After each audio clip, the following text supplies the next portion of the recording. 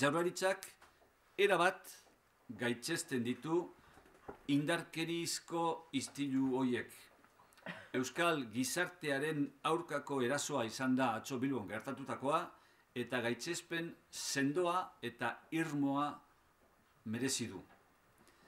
Azken astean, zenbait oihu eta manifestazio izan dira, modu guztiz baketsuan eta zilegian, goi bilera hori egitearen aurka protesta egiteko.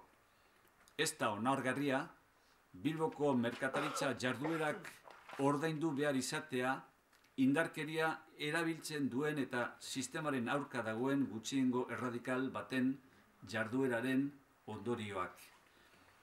Ez du balio, babesa hartzea aldarrikapen legitimo batean, aldarrikapen hori zikintzeko, izan ere, helburua bezain garrantzitsuak baitira baliabideak.